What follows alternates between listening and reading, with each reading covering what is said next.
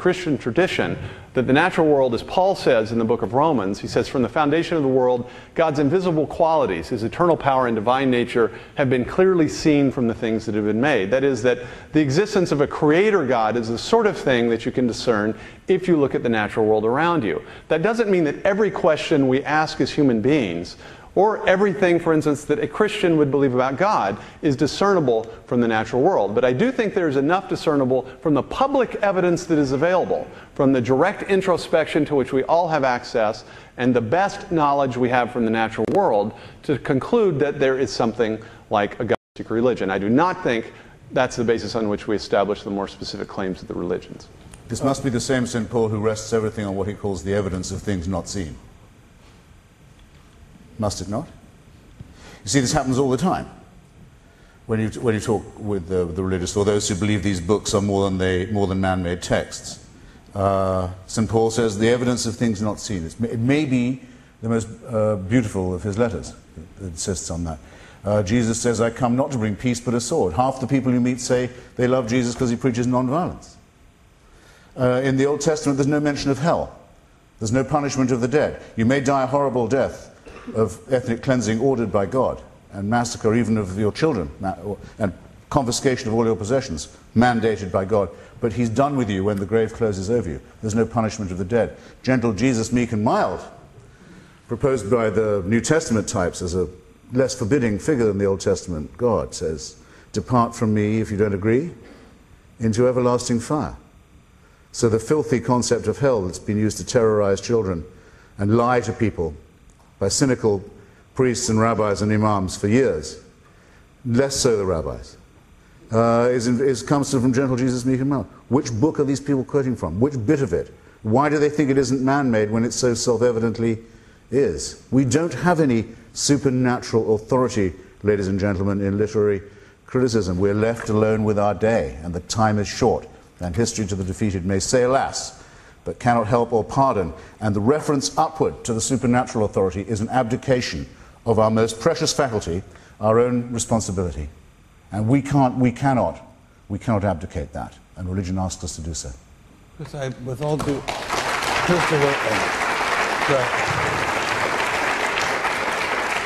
Christopher, with the greatest possible respect, Christopher, the Jewish prayer books do, and the Old Testament Jewish prayer books do repeatedly refer to being inscribed in the book of life and not in the book of death. So I think there must be some belief in life after death, but maybe I'm mistaken. Well, Judaism makes less of the afterlife than Christianity or Islam does, considerably less. And it also, of course, doesn't proselytize as much, or really at all, except among Jews. And it doesn't make the stupid mistake of saying that the Messiah has already arrived, which Christianity does make, and Islam sort of suggests, at least the final revelation has already occurred. At least Maimonides has the grace to say, the Messiah will come, yes, but he may tarry. Do you that I won't say that Judaism is superior, because it makes a racist sectarian claim that God has revealed himself only to one Bronze Age, greedy, ambitious military tribe. But it is at least a little superior to the stupid Christian and Islamic plagiarisms that have been stolen from Jewish books. I think you're from that tribe too, Chris. So there's a... yes, I speak with feeling. So, but there's a... do not regard myself as particularly redeemed or marked in my foreskin for a special a revelation or salvation, and I despise anyone who thinks like that. I don't think people should think with their dicks, or their epidermis, or their pudenda. Okay? Call me old-fashioned if you like. Christopher,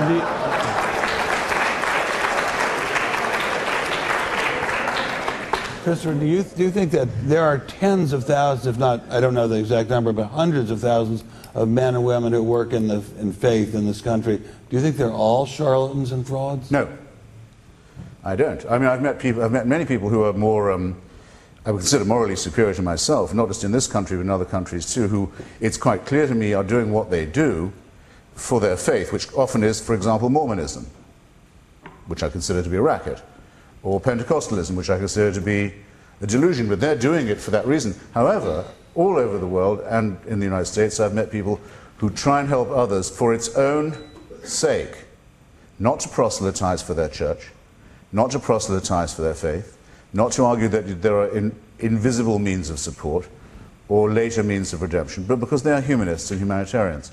And I think it's to them that the credit should go. I have to say I suspect those who go as Mormons to work in Bolivia to try and convince ignorant, innocent, needy, desperate people by handouts that Joseph Smith dug up gold plates written by God in upstate New York. I think that's a terrible way to be living your life. Mormonism is not our topic tonight, but we've just got several subjects that are not our topic. Faith is, though, and if faith is good, that's as good as anyone else's. Well, let me just say and as a motive for charitable work, which was the question Comrade Stein asked me, as a motive for charitable missionary work, it's a notoriously very strong one, is it not?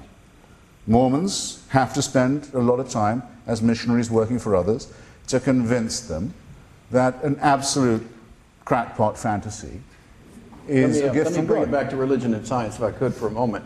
This is a question for both of you, and I'll begin with Jay Richards. So the late crackpot racist fantasy, by the way, since until 1979, no You're black, filibustering here. No black. Since I was asked, crackpot racist fantasy since till 1979, no black person was admitted by the Mormon Church to have a soul. Ladies and gentlemen, I invite you back the next time for our discussion about Mormonism and its history. But right now, what I'd like to do is bring it back to religion and science, and I'd like to ask Mr. Richards, and I'd like for Christopher to comment. The late Stephen Jay Gould, a man that Christopher greatly admires, and many of us do, noted that surveys show that almost half of all scientists are religious. So he commented, either half of all my colleagues are enormously stupid, or else the science of Darwinism is fully compatible with conventional religious beliefs and equally compatible with atheism. What is your reaction to that, Mr. Richards, to Gould's observation about science? Well, I think it's true, and it has been for about 80 years, that if you poll general natural scientists, it's between 40 and 50%. Strangely, the physical sciences and mathematics seem to be a little over 50%. Sociology is down in about 20%. I don't know the significance of that. But that's sort of the spread, and it's been about 50-50 for about 80 years. So I think it's a contradiction, at least, of the certainty of the secularization thesis, which is that the more intelligent people get, the more secular and less religious they get.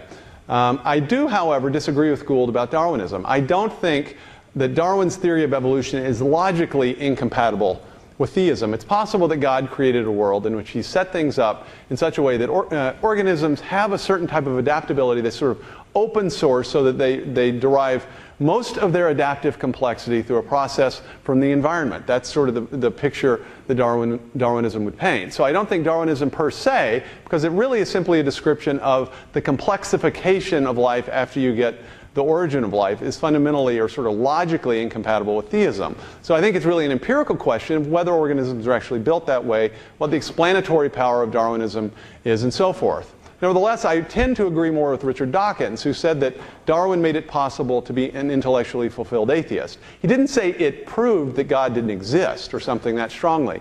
His point was that there are many things in biology that look very strongly to most people, at least intuitively, like they're designed. And Dawkins and many people took the Darwinian revolution to sort of finally establish and vanquish this last area of the natural world from this design intuition.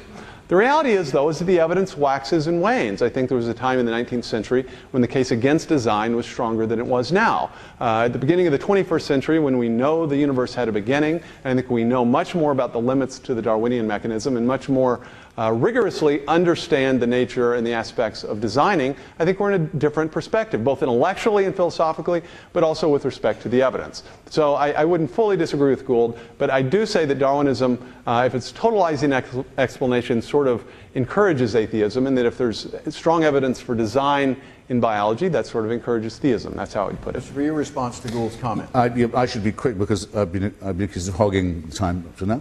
But Sir Isaac Newton, the founder of modern science, believed in alchemy and spent a lot of his time practicing it. The traces in his hair of lead and mercury from alchemical crazy experiments are very heavy, the hair that his descendants kept. He wouldn't take his oath. He was supposed to Cambridge to take an oath to the established church. He wouldn't take it.